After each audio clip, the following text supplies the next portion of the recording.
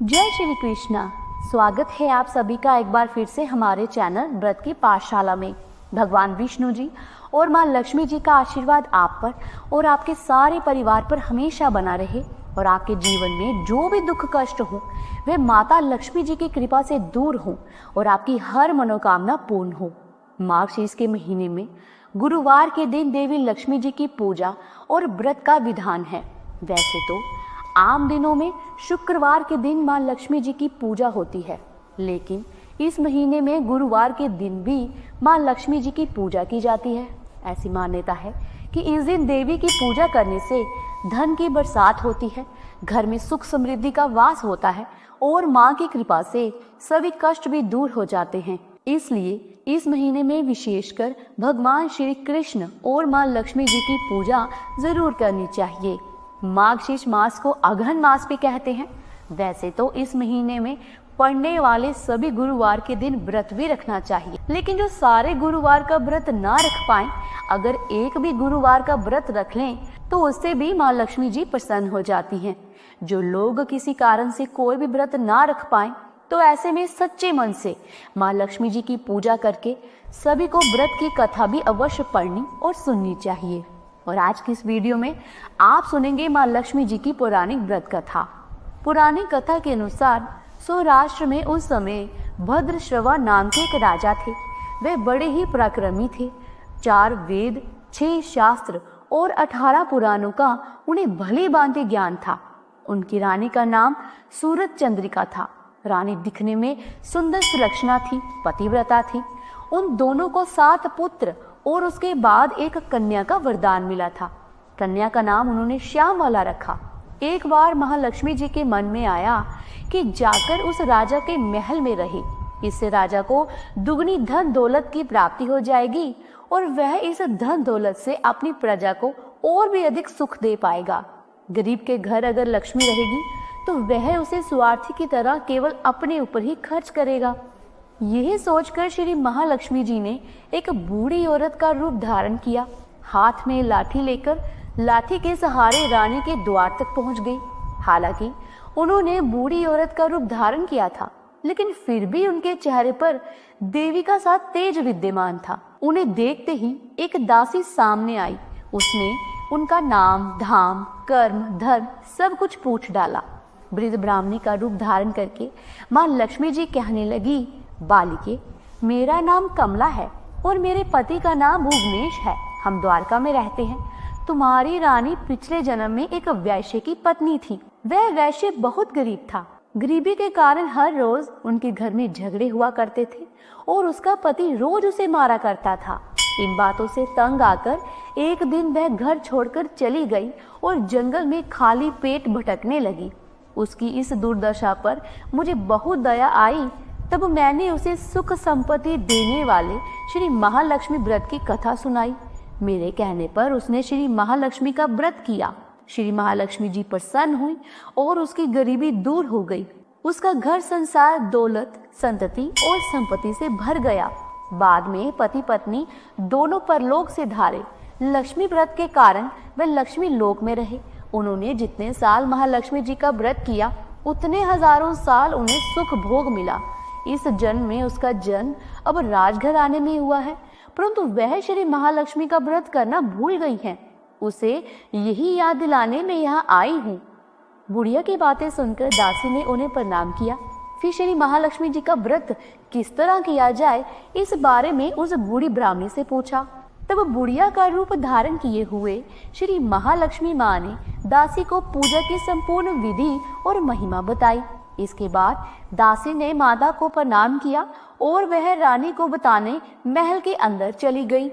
उधर राज भैरव में रहते हुए रानी को अपने ऐश्वर्य का बहुत घमंड हुआ था। संपत्ति और अधिकार के कारण वह उन्मत्त हो गई थी। दासी द्वारा बताई गई बुढ़िया की बातें सुनकर वह रानी आग बबूला होकर राजद्वार पर आकर बुढ़िया रूपी श्री लक्ष्मी जी पर बरस पड़ी।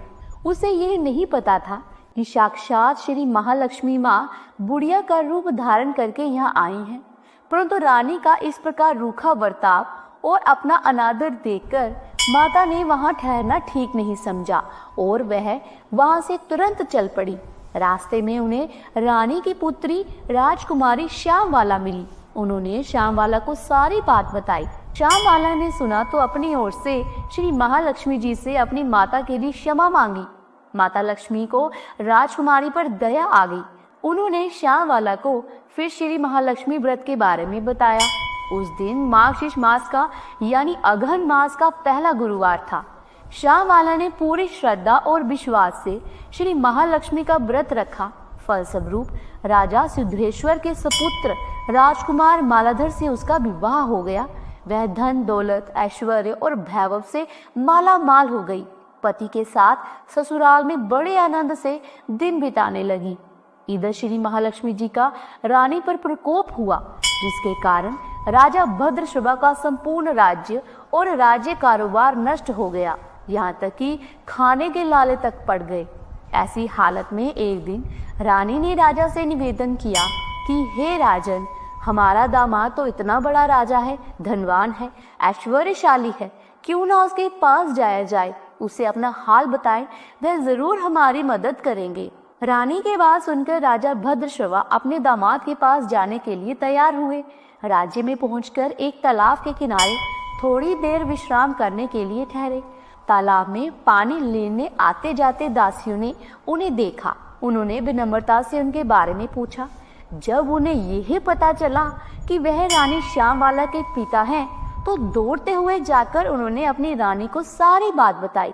रानी ने दासियों के हाथ राज परिधान भेजकर बड़े ठाठ से अपने पिता का स्वागत और सत्कार करवाया, खान पान करवाया।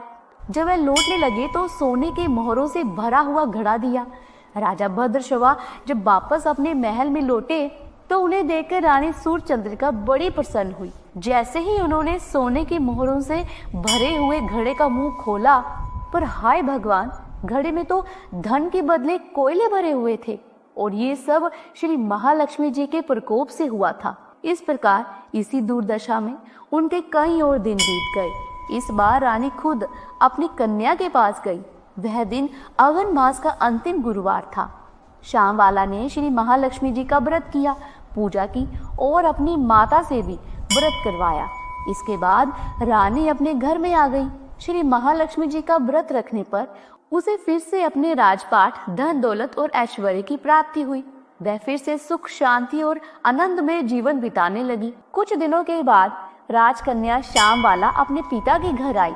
उसे अपने घर आया देखकर सूर्यचंद्रिका को पुरानी पिछली बातें याद आ गई। वह सोचने लगी कि जब उनकी दुर्दशा हुई थी तो कैसे उनकी पुत्री ने अपने पिता को घड़ा भरकर कोयला दिया था और कोई मदद नहीं की थी। तब जैसे ही श्यामवाला अपने पिता के घर में आई, उसका कुछ भी आदर सत्कार नहीं किया गया, बल्कि उसका अपमान किया गया और उसने इस बात का बुरा भी नहीं माना। लेकिन अपने घर लौटते समय उसने अपने पिता के घर से थोड़ा सा नमक ले लिया। अपने घर लौटने पर उसके पति ने पूछा कि अपने मायके से क्या लाई हो। इस पर उसने जवाब दिया कि वहां का सार लाई हूँ। पति ने पूछा, इसका क्या मतलब हुआ? श्यामवाला ने कहा, थोड़ा धीरज रखिए, सब पता चल जाएगा।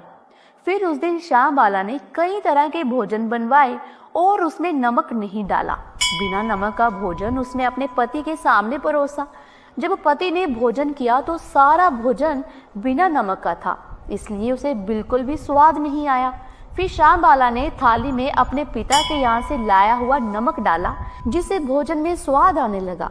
तब श्यामवाला ने अपने पति से कहा, यही है वह मायके से लाया हुआ सार। फिर दोनों हंसी मजाक करते हुए भोजन करने लगे। कहते हैं कि जो कोई भी श्रद्धा भाव से श्री महालक्ष्मी जी की पूजा करे, उसे माँ लक्ष्मी जी की कृपा अवश्य ही प्राप्त होती है। सुख संपत्ति और शांति की प्राप्ति होती है। सभी मनोकामनाएं पूर्ण हो जाती हैं। परंतु ये सब कुछ प्राप्त होने पर भी माँ लक्ष्मी जी की पूजा को भूलना नहीं चाहिए और हर गुरुवार को व्रत का पाठ अवश्य ही करना चाहिए। इस तरह श्री महालक्ष्मी जी की महिमा भक्तों की मनोकामनाएं अवश्य ही पूर्ण करती हैं। अगहन माह की माँ लक्ष्मी जी की दूसरी पुरानी कथा सुनने से पहले मेरी आप सबसे एक विनती है कि ऐसे ही धार्मिक भरी वीडियोस को देखने के लिए हमारे चैनल को सब्सक्राइब करके बेल आइकन के बटन को जरूर प्रेस कीजिएगा, क्योंकि यही एकमात्र ऐसा जरिया है कि जिससे हमें पता चलता है कि आपके लिए ये वीडियो कितनी महत्वपूर्ण है, और फिर हमें ऐसी ही धामी भरी वीडियोस बनाने के लिए प्रोत्साहन मिलता है। आप सुनिए अगन मास की माँ लक्ष्मी जी की दूसरी पौराणिक कथा। एक गांव में एक बार एक गरीब ब्राह्मण रहा करता था। वह नियमित रूप से जगत के पालनहार भगवान विष्णु जी की आराधना किया करता था। उसकी पूजा भक्ति से प्रसन्न होकर उसे एक दिन भगवान विष्णु ने दर्शन दिए और उसे वर मांगने के लिए कहा। तब ब्राह्मण ने लक्ष्मी जी का निवास अपने ही घर में होने की इच्छा प्रकट की। तब श्री विष्णु जी ने लक्ष्मी जी की प्राप्ति का मार्ग उसे बताया। उन्होंने बताया कि मंदिर के सामने एक स्त्री आती है जो यहाँ आकर उपले थापती है। तुम उससे अपने घर आने का निमंत्रण दे देना, वही देवी लक्ष्मी है। साथ ही विष्णु भगवान ने ब्राह्मण से कहा कि जब धन की देवी लक्ष्मी तुम्हारे घर पधारेंगी तब तुम्हारा घर धन धान्य से भर जाएगा। ऐसा कहकर श्री विष्णु जी अंतर ध्यान हो गए। अगले दिन वह ब्राह्मण सुबह ही मंदिर के सामने जाकर बैठ गया। लक्ष्मी जी उपले थापने के लिए आई तो ब्राह्मण ने उनसे अपने घर आने का निवेदन किया। ब्राह्मण की बात सुनकर लक्ष्मी जी समझ गईं कि यह सब विष्णु जी के कहने पर ही हुआ है। तब लक्ष्मी जी ने ब्राह्मण से कहा कि मैं तुम्हारे घर चलूंगी, लेकिन इसके पहले तुम्हें महालक्ष्मी व्रत करना होगा। तो मार्गशीर्ष महीने के हर गुरुवार को मेरा व्रत और पूजन सच्चे मन से करके व्रत की कथा अवश्य ही पढ़ना और सुनना, तब मैं तुम्हारे सारे मनोरथ अवश्य पूर्ण करूंगी।